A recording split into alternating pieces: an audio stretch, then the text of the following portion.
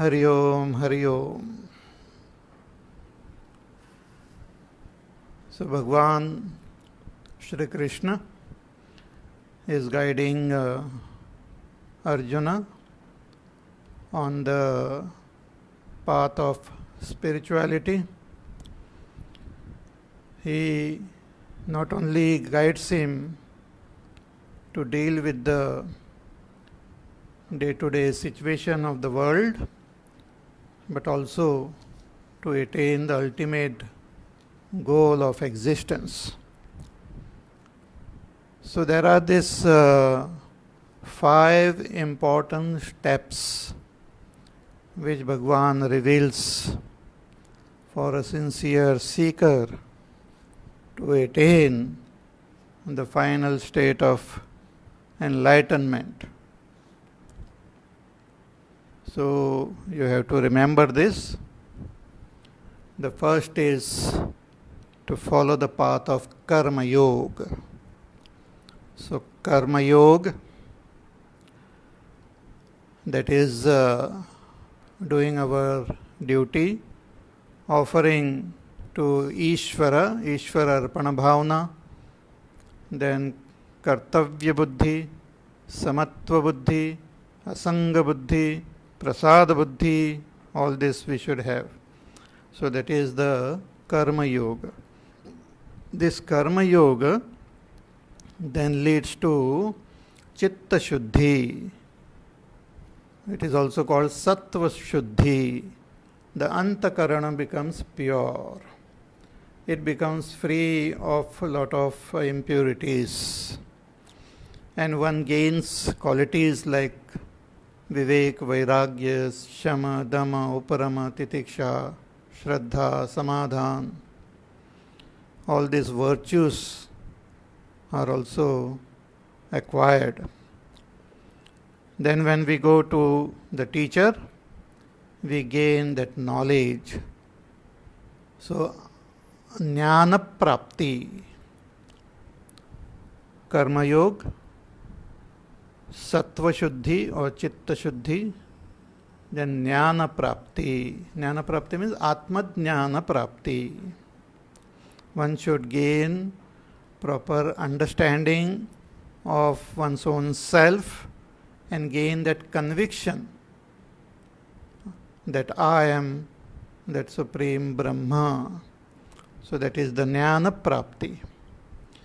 Thereafter, there is Karma Sannyas. One has to renounce all karma and renounce the sense of doership in karma. And the last step is Jnana Nishtha, gaining abidance in self-knowledge. Through dhyana, through nididhyasan, we have to gain firm abidance in self-knowledge. We have to gain firm abidance in our own self.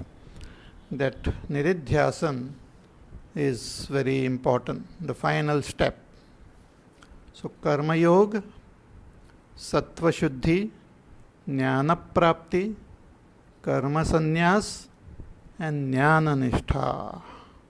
So Jnana Nishtha becomes possible through that nididhyasan. We have to constantly meditate on our own self.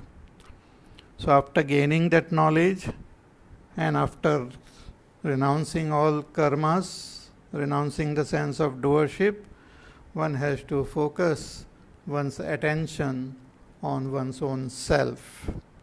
That is nididhyasan, nishchayena dhyanam, with a firm resolve, with full conviction, with full attention, one has to meditate on one's own self.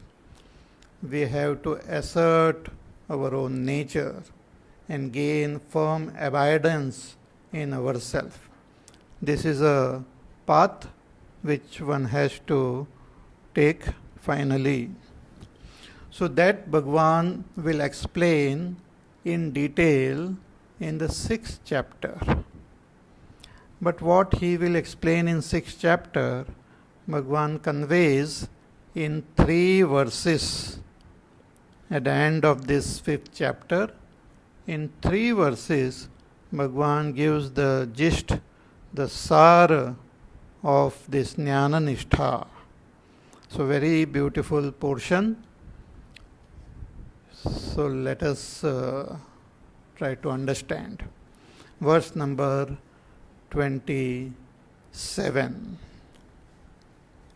Sparshan kritva bahirbahyaan चक्षुश्चैवान्तरे भ्रुवोः प्राणापानौ समौ कृत्वा नासाभ्यन्तरचारिणौ.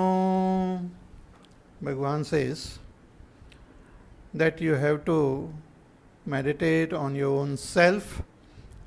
For that, first is we have to keep the outer stimuli outside only. Sparshan kritva bahirbahyaan. What are sparsha? Sparsha means these 5 objects. Shabda, sparsha, rupa, rasa, gandha. When our senses come in contact with their respective objects, we come to perceive them, we gain their knowledge. So all those objects are called sparsha. Shabda, sparsha, rupa, rasa, gandha. Sound, touch, form, color, rupa, rasa, taste, and gandha, smell. Sound is not only what we hear, but even what we read and what we see, what call words being spoken, but also words written. They are also like sound. So the first step in going inside is to shut all our doors and windows which which contacts the world outside. Because we have to now go within and recognize ourselves. Like Bhagwan Ramana Maharshi Ji, in that famous shloka, he tells that Hridaya Kuhara Madhye Kevalam Brahma Matram Yaham Ahamiti Sakshat Atma Rupena Bhati Hridhi Vishamanasa Swam Chinvata Majjatava Pavana Chalana Rodhat Atmanishto Bhavatvam. That Brahma, which is all pervading, is expressing within as aham, aham, aham, as I. So we have to enter our heart and gain abidance in our own self. So for that, the first step is to keep outer stimuli outside only. What does it mean? One is that when we are meditating, we should avoid all distractions from the world outside. Should go to such a place, the detail Bhagwan will tell in the next chapter, to go to such a place where there are no outer distractions of sound or some wild animals or some other artificial disturbance or people. So we have to keep the outer stimuli outside only. See, we can close our eyes, we can close our mouth, but our nose remains open, and we sit at one place, so our sense of touch also is restrained, but our ears are open. So sound will enter our ears, some fragrance will enter our nose. What does it mean not to allow them to enter? What does it mean to keep them outside only? Sparshan kritva bahihi bahyan. The outer sparsha should be kept outside. Bhagwan Shankaracharya Ji writes कि श्रोत्रादि द्वारेण अंतर बुद्धौ प्रवेशिता शब्दादयो विषयाः तान् अचिन्तयतो बाह्या बहिः एव कृता भवन्ति. That when these stimuli enter our through our senses, when they enter the antakkarana, Bhagavan says we should not think or contemplate on them. One should not think about them. See, we have this habit of giving commentary on whatever we see, hear, taste, touch. Maybe we may not speak loudly, but our intellect, our mind keeps on reacting to the world outside. We don't just see them, but we judge them, we compare, we contrast, we give our opinion, we pass all sorts of judgment, or suppress them, or encourage them. So all these things happen according to our own samskar, according to our own likes and dislikes. We just don't see the world as it is without judging, without comparing, without passing our comments. There is no need to comment on everything. There is no need to judge everything. The world is just presenting in front of us. Bhagwan is expressing himself in front of us. So when we have this habit of judging or comparing or talking or commenting on everything, then every Shabda Sparsha Rupa Rasa Gandha creates disturbance in our antakkarana. Then we are connected to the world outside. Then we cannot go within. Then everything we have to comment. But this habit we have to break, and we have to break this habit. Especially when we are meditating, one should keep all the stimuli which are entering our system from outside, keep them outside only. If you hear something, you don't have to give it a name, you don't have to compare it, you don't have to judge it, you don't have to contrast it, you don't have to suppress it. It's just a sound. Even when somebody is talking, or somebody is writing, or somebody is expressing, it is just a sound. So let all the sound, let all the touch, let all the fragrance, everything, let them remain outside only. See, now Bhagwan is talking about meditation. This you should not do while driving your car. One should not meditate at wrong time, in wrong place, in wrong circumstances. Here Bhagwan is talking about one who has achieved karma sannyas, has gained knowledge. For such a person, the dhyana is taught. So, sparshan kritva bahir bahyan. So, keep all the stimuli outside only. If we can do that, the whole vast world with all the beings, with all the names and forms are kept away. We will not be disturbed by them. They will not create any agitation, any disturbance. See, like a little child. The child is remains in his own world. In the house, there may be some program going on, or people have assembled. Different people are speaking different things. They are getting tense. Some are worried. Some are angry. Some are agitated. But all those words and all those sentences, though they reach the ears of the child doesn't contemplate because it doesn't know the meaning, and also there is no contemplation on that. So his antakarana remains undisturbed. The child keep on smiling and dancing and just being happy with itself. It doesn't get bothered by the things outside. Similarly, a dhyana yogi, the first step is to shut the world from entering within. While remaining awake, while remaining alert, we have to just close the entry of the world within. See, just like nowadays during this pandemic time, all these international flights and all have been stopped so that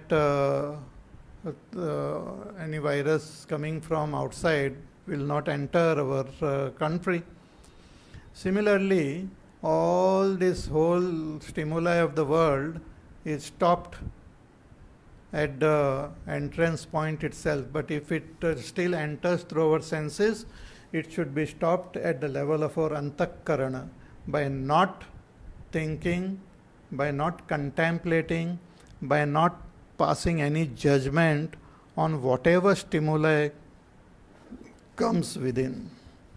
It's a difficult task, but that is the first step. Just like when we enter a temple. See, a temple is also a depiction of this meditation only. So when we go to have darshan of Bhagwan in the temple, so when we go to the temple, the first thing we have to do is leave our chappals and shoes and all outside. Then we enter. We directly don't reach the sanctum sanctorum. We reach one big hall.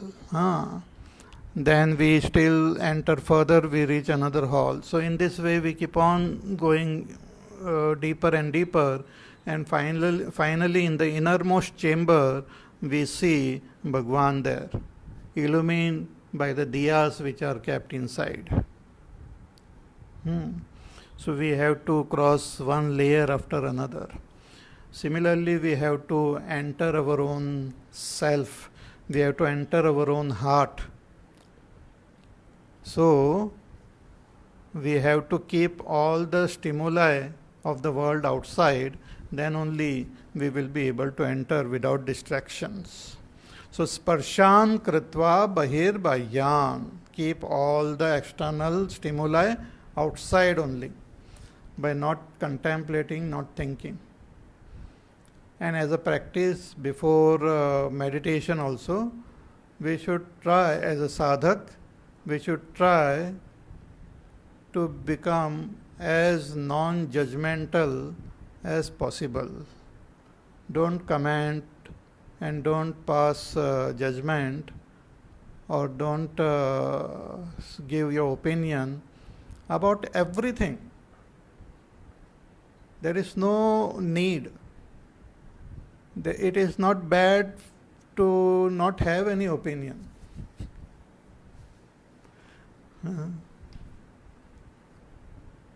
Once one person came to a Mahatma and asked him that, what do you think about that person? I won't give names and all, but Mahatma was asked about some other Mahatma who is controversial and all. So that Mahatma was asked that, what do you think of that person? He said, I don't think of that person.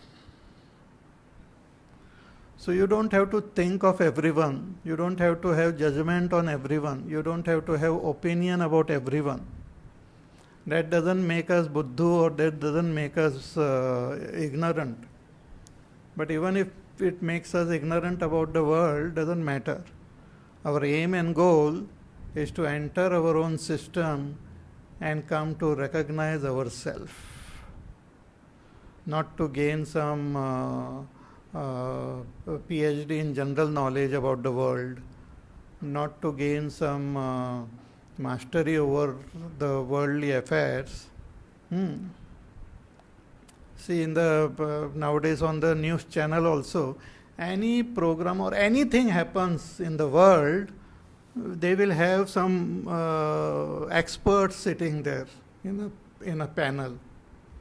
From where they get those experts, it's a great mystery only. Anything, anything from any field, whether it is medical field or whether it is crime or whether it is international affairs, whether it is pandemic, whether it is some home situation, whether it is education, whether it is animal welfare, whether it is human welfare, whatever, you will find experts sitting there and giving their opinion. And generally, if 4 people are there or 5 people are there, they will have contradictory opinion. Then they will start fighting with each other. That my opinion is better than your opinion. That what I am saying is right and you are wrong. And I have proved that you are wrong. So for a sincere sadhak, who is interested to realize and recognize his own self, we have to keep our opinion to ourselves. Don't have to have opinion about everything. We have to mind our own business. That is a very important first step. So, sparshan kritva bahirbayan. It's a very beautiful statement. Keep the outer stimuli outside only. Then what? What is the next step? Next step is keep your focus of your vision, attention within. To begin with, Bhagavan says, Chakshuhu cha eva antare bhruvoho. Close your eyes and focus your attention as though in between the 2 eyebrows. From within, From within, as though focus your attention in between the 2 eyebrows where you have the Ajna Chakra. Bhagavan says, just keep your eyes steady on that portion. See, even when we close our eyes, if we are restless, our eyeballs will keep on moving.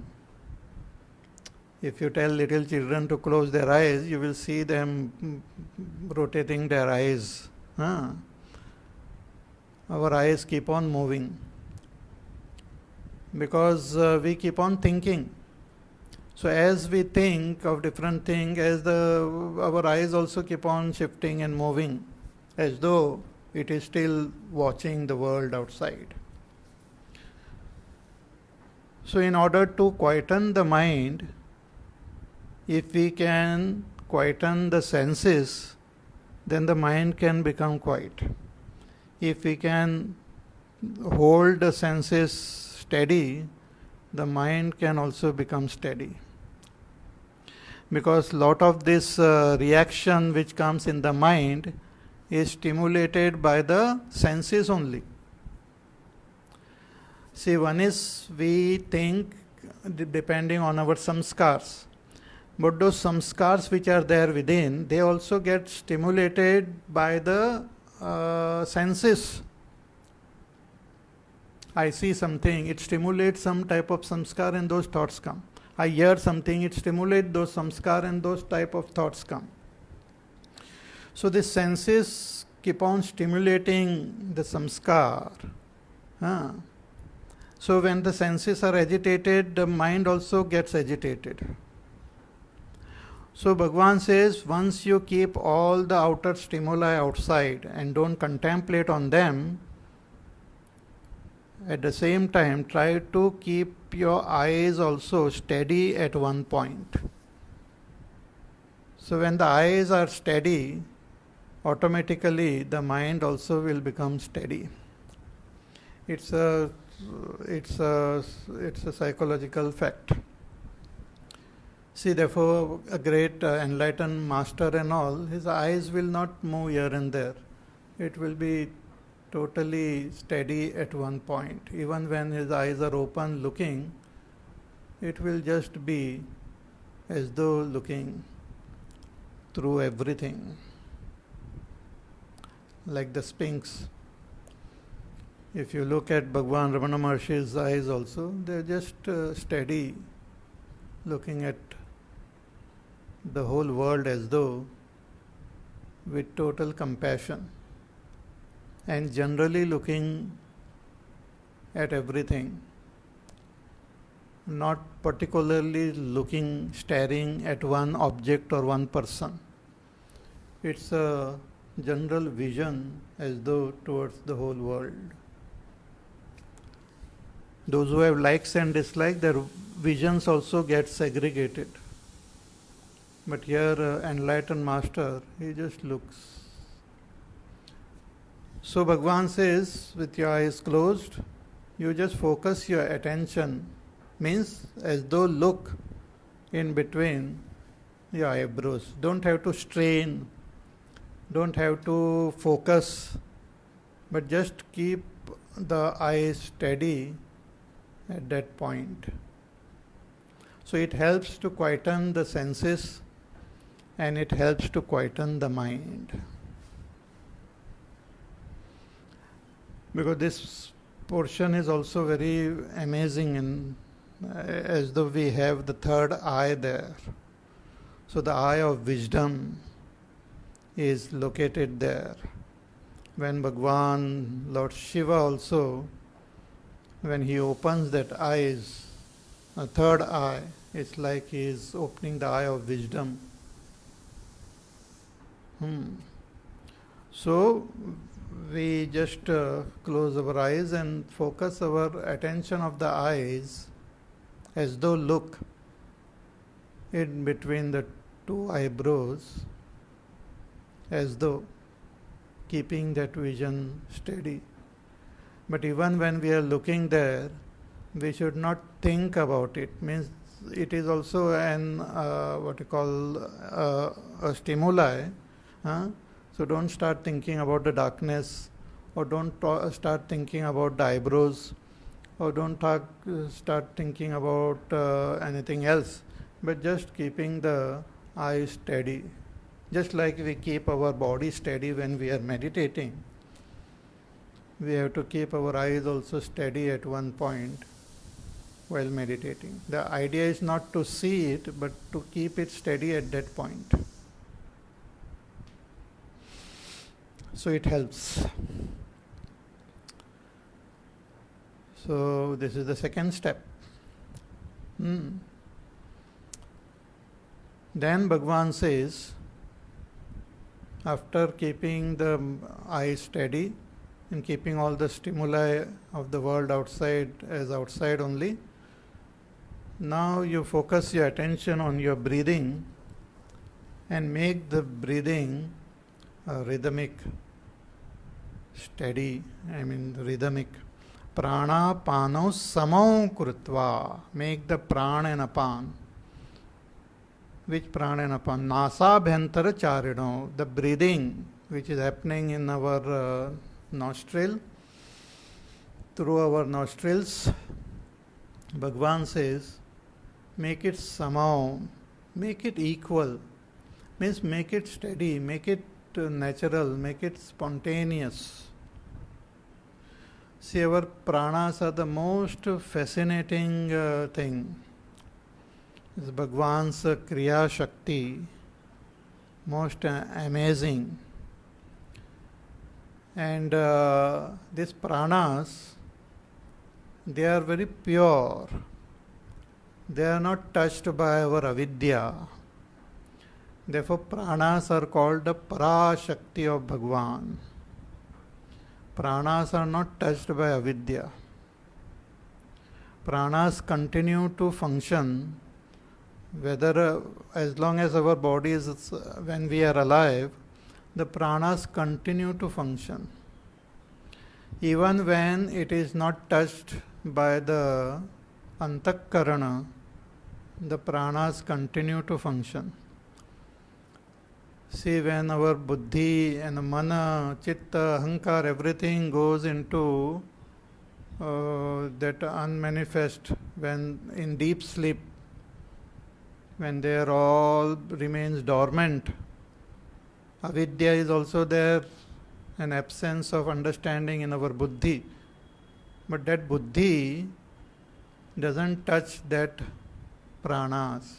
So pranas remain untouched by avidya and all our samskar. It's a very fascinating and beautiful. So Bhagwan says that make your breathing equal, means make it rhythmic, make it smooth, make it natural. Let there be no interference in your breathing. One should not again judge, compare, think about the breathing, just be a witness to the breathing. Let the breathing go on naturally, but one should become just a witness so that the breathing happens in its natural rhythm. See, our breathing gets affected according to our emotions also. When we are angry, our breathing happens differently. When we are sad, our breathing happens differently. When we are mad, breathing happens differently. When we are excited, it happens differently. When we are frightened, it happens differently. So, even when we are concentrating or thinking or focusing, our breathing happens differently. Means it is getting affected by our thinking and all. But when we keep our breathing steady and constant and rhythmic, then it also slows down and makes our antakarana quiet and peaceful.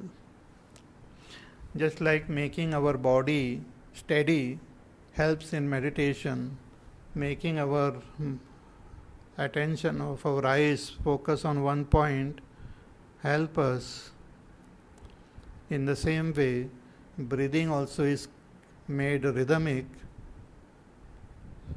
It helps. Means allow the breathing to happen, you don't interfere with it. Let your thinking and let your emotions not interfere with your breathing. So Bhagavan says, Pranapano samau kritva nasabhantara charina. These are all external conditions which help in meditation. So the three conditions are mentioned here in this verse. Keep the outer stimuli of Shabda, Sparsha, Rupa, Rasa, Gandha outside only. Focus your attention of your eyes in between the eyebrows.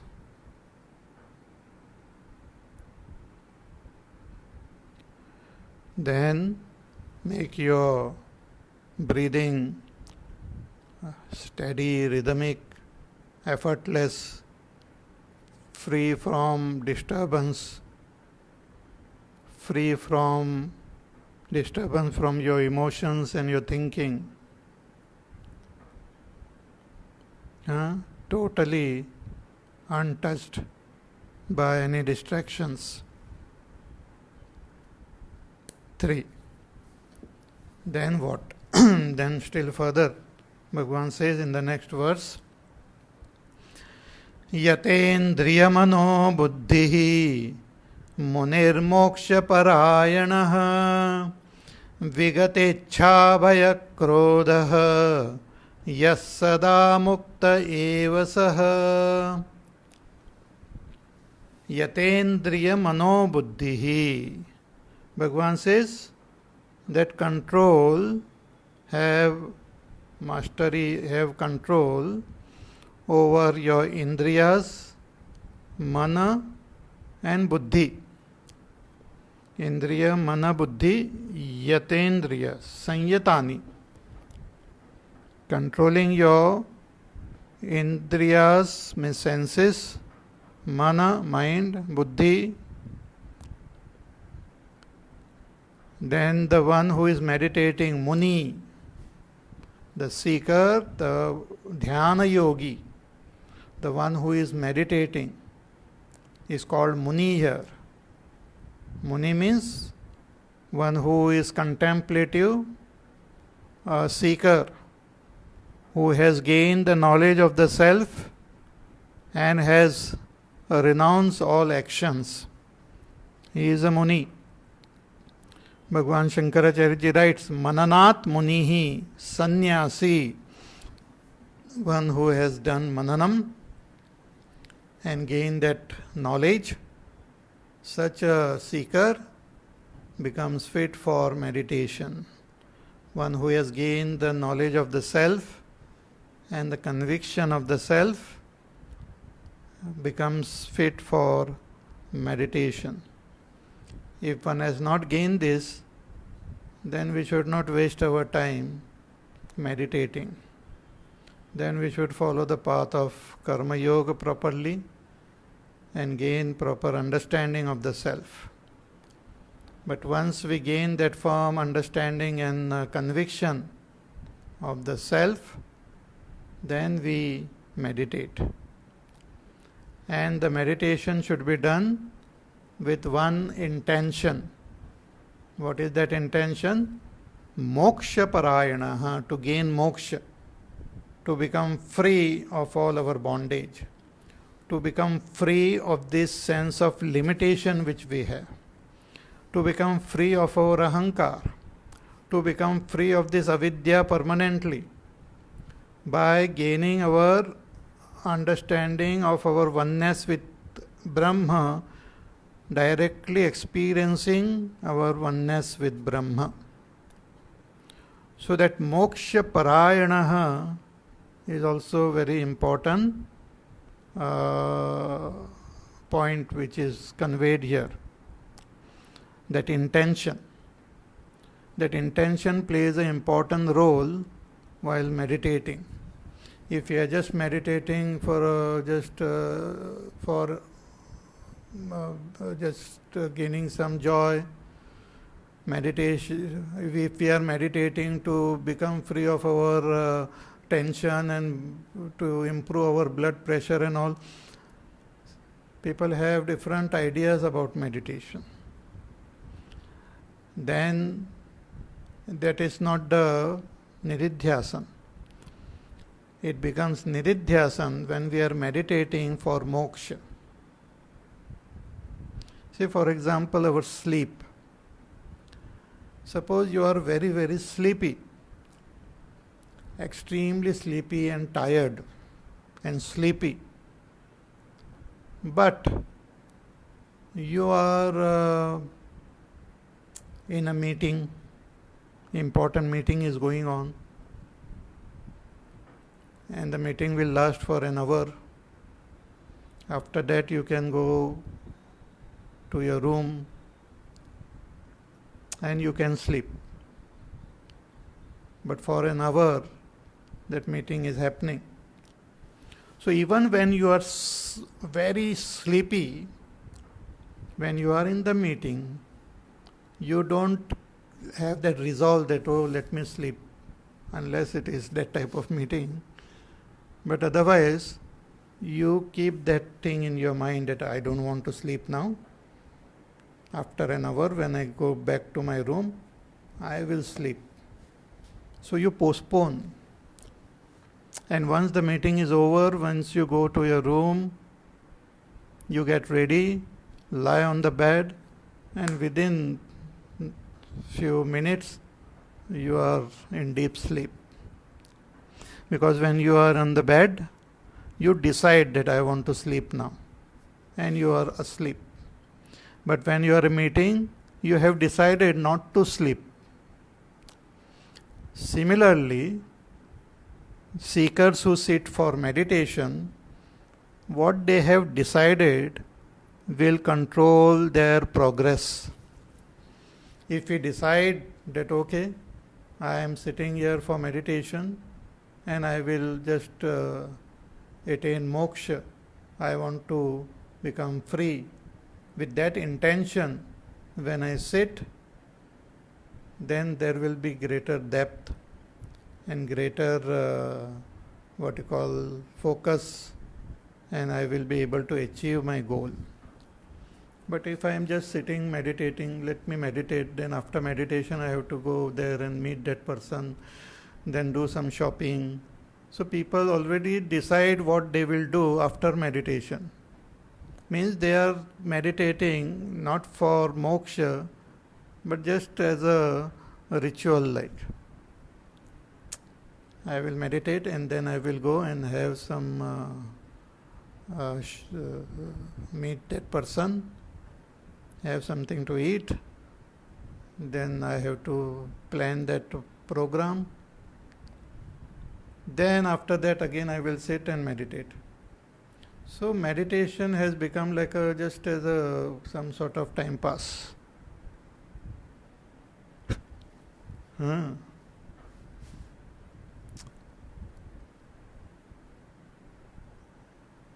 So that should not be.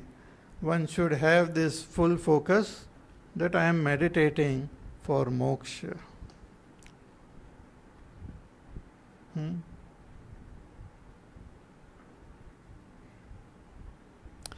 Like some people try to overcome some habits and all.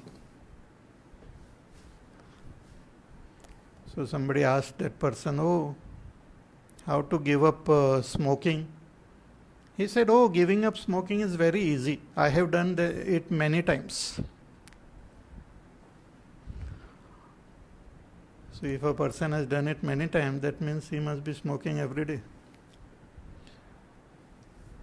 So meditation is not something which we have to do every time.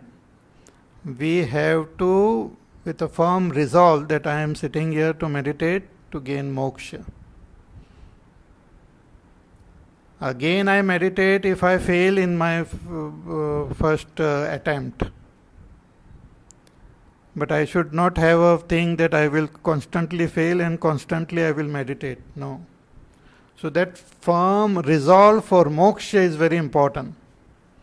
Bhagwan Shankaracharya ji writes कि एवं देह संस्थानो मोक्ष परायणः मोक्ष एव परम अयनम परागति ही यस्य. That moksha is my final destination, the final goal.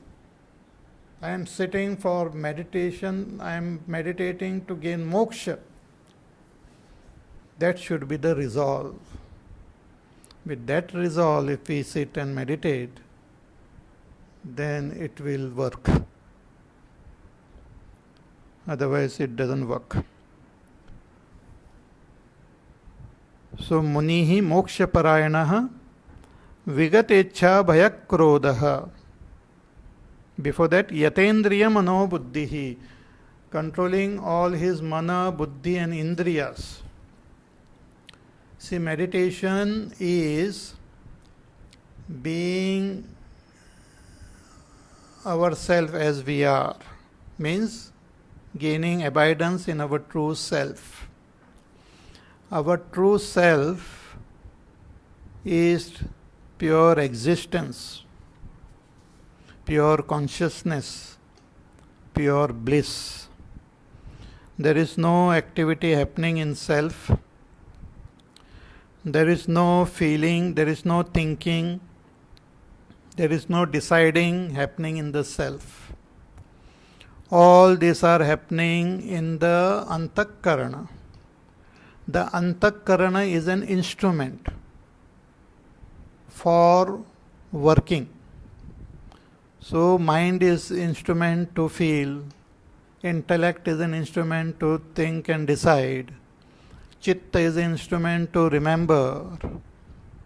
Ahankar is the thing, vritti to coordinate all this activity.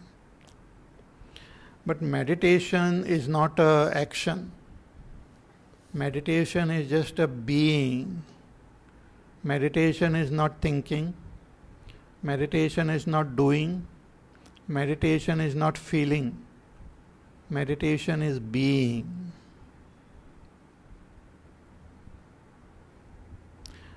So in order to just be, we have to drop thinking, feelings, perceiving, thinking, remembering and all. So for that, we have to have control over our senses, our mind, our intellect, and give them command that you just sit quietly, don't do anything. You are given leave now. छुट्टी, आप लोगों को छुट्टी दे दी है. You don't have to do anything. Intellect should be told कि चलो हो गया आपका काम, अभी चुपचाप बैठो. Mind, you also keep quiet and let me just be as I am in my own being. So yatendriya mano buddhihi, with my mana, buddhi, indriya are totally under my control. They have to be dropped. Again, to give example of our mobile is an instrument. With the help of that instrument, I communicate with the world. Like I am talking to all of you, that mobile is there in front of me, and I am communicating with you, conveying the message of our Bhagavad Gita to all of you. So in a mobile, the instrument is there, the battery is there, the SIM card is there, the whole software is there, the connection to that server is there.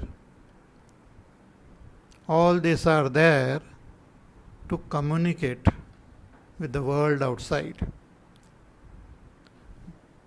And who is communicating? I am communicating. So when I don't want to communicate, when I want to just be with myself, I just keep the mobile aside. I switch it off and keep it aside. Similarly, our body, our mind, intellect, chitta, ahankar, they are all like mobile. And I am that Atma. So I have to keep this mobile away while meditating. Just keep your body steady, keep your prana steady, keep your senses under control, keep your mind, intellect all under control. Let them alone and just be with yourself as you are. So yata indriya yatendriya mano buddhihi munihi moksha parayanaha. So 6 plus 1 vigatecha bhayakrodha. So 7 steps Bhagwan mentions here. 7 steps of meditation. First is parshan kritva bahirbahyan. Keep all the outer stimuli outside. Chakshuschayvantare bhruvoho. Keep your eyes, closed eyes focused in between your eyebrows. Prana pano samo kritva nasa bhentaracharino. Keep the breathing free from all disturbance. Let it just happen rhythmically. Yatendriya mano buddhihi. Keep your senses, your mind, your intellect under control. Means keep them quiet. Let them just be. Munihi, become a muni. Means have that understanding of the self and renounce all other activities. Have karma sannyas and that self-knowledge. 5. Then moksha parayanaha, have moksha as your destination, as your goal. And 6. Vigat ichha bhayak krodha, become free of ichha, bhaya and krodha. Ichha means desires. Means one should drop all other desires when we are meditating. We have to just be with ourselves as we are. No desires should be entertained. Because once we entertain desires, our mind, our intellect and our senses and our body will all get activated. It's like when I switch off the mobile, it just lie down as though dead. Nothing happens. But when I switch on the mobile and keep it active, then I will keep on receiving messages. I will keep on getting distracted because it gets activated. All the internal process in the mobile gets activated. But when it is switched off, it remains silent. Similarly, while meditating, we have to switch off the body, the senses, the mind, the intellect, the ahankar, the chitta, all this equipment should be switched off. They are not dead, they are alive, but they are given leave.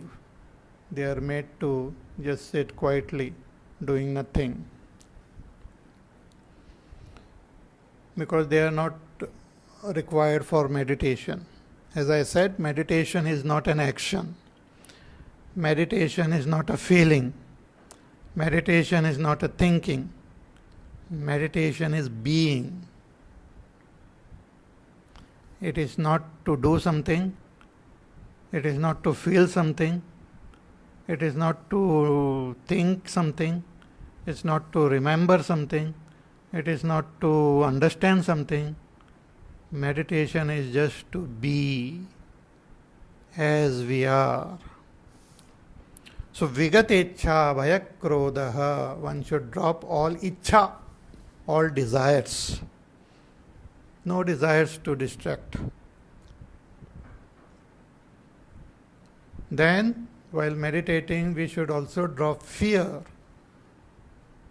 This is a very beautiful text, Ashtavakra Gita, in which the teacher tells that some people are afraid of meditation. They are frightened.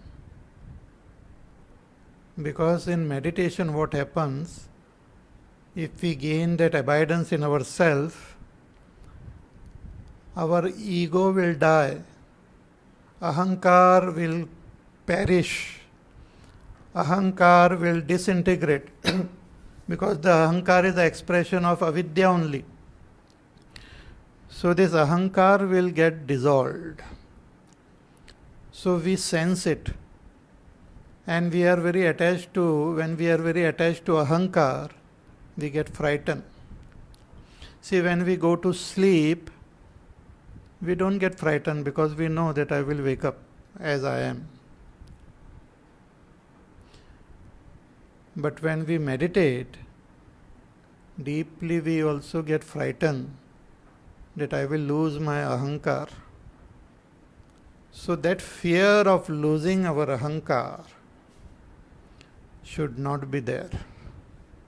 Because what we will gain is limitless, is infinite. Brahma vidapnoti param, the knower of Brahma attains supreme. But in the beginning, a seeker will have this fear कि मैं मर जाऊंगा, ahankar se, because we identify with this ahankar, consider that ahankar as myself. So we feel I will die or I will become non-existence. I will not become non-existence. ahankar will get dissolved. And it is false only that ahankar is an expression of avidya. So that ahankar will get dissolved. So one should not have that fear, because if we have fear, we will not meditate. If we have fear, we will not go deep into meditation. We will just sit there quietly for some time and then again wake up and continue with our life.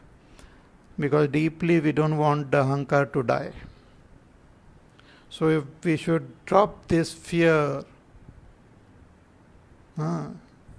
give up our identification with this ahankar. So vigatecha bhaya, so that bhaya should be removed. There is no need for any fear. Moksha is recognizing and realizing our own self. Recognizing that I am deathless, birthless, infinite, ever existing. There is nothing to be afraid of. So vigatecha bhaya krodha. Then another thing is, while meditating one may become little restless, get irritated, become impatient, get angry. Because we will struggle to gain that abidance in ourselves. So we will use all our mental faculty as though we think that it is some sort of achievement. We have to achieve it. Our ego will also wake up, and we will try to meditate and try to be better than others and all. So different types of feelings will arise, which will not lead to meditation, and a person will feel frustrated, angry, dislike, impatient, restless. So Bhagavan says you should drop this. Meditation is a joyous affair. Meditation is the final surrender to our own self. It is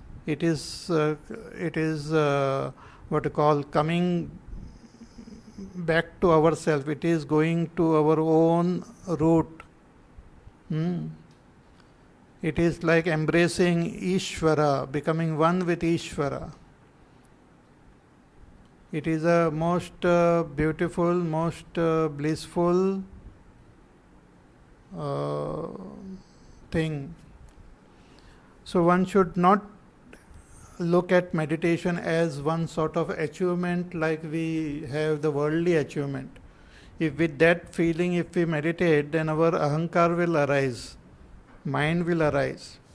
If we keep that attitude that, I will meditate, I know how to meditate, I am I have gained all knowledge, I will meditate and realize.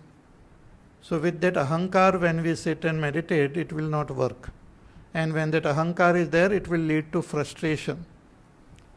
In Ramayana, there is story of different kings who came to lift Shiva's bow. That Shiva's bow is representing ahankar only. Everyone was trying to lift it, but nobody could lift it. Because it has to be broken. And those who one who doesn't have any attachment to that ahankar will alone break it. So Lord Bhagwan Ramchandra ji just lifted and broke that bow. It's like breaking of ahankar. So vigata ichha bhayak krodha. So if these 7 conditions are fulfilled, then Bhagwan says, yaha sada mukta eva saha. One who has done these 7 is free, is mukta, has attained moksha. He is always free. He comes to recognize his nature as always free.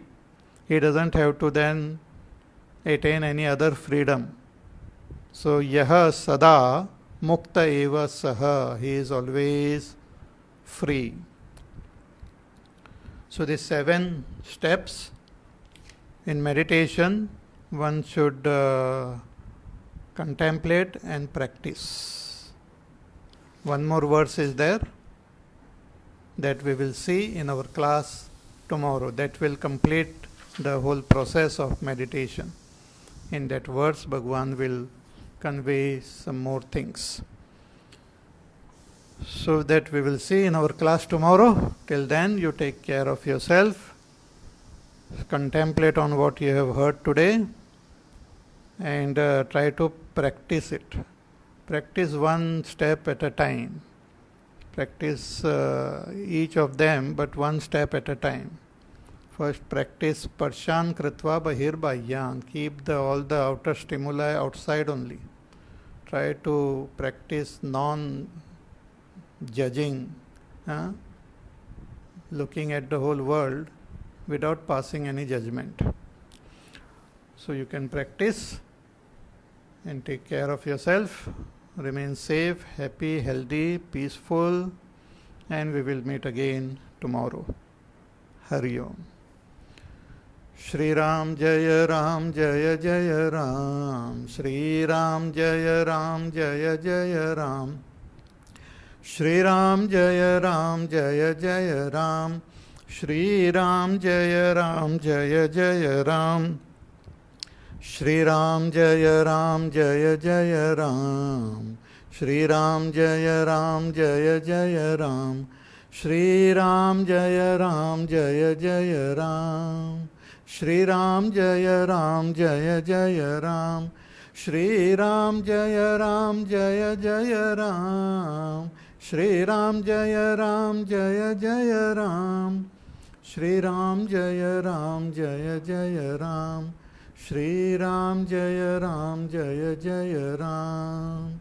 Shri Ram Jaya Ram Jaya Jaya Ram. Shri Ram Jaya Ram Jaya Jaya Ram. Shri Ram Jaya Ram Jaya Jaya Ram. Shri Ram Jaya Ram Jaya Jaya Ram. Shri Ram Jaya Ram Jaya Jaya Ram. Jaya Jaya Ram. जय जय राम. बोलिए सियावर रामचंद्र भगवान की जय. ओम पूर्णमद पूर्णमिदं पूर्णात् पूर्णमुदच्यते पूर्णस्य पूर्णमादाय पूर्णमेवावशिष्यते. ओम शांति शांति शांति. हरि ओम. श्री गुरुभ्यो नमः. हरि ओम.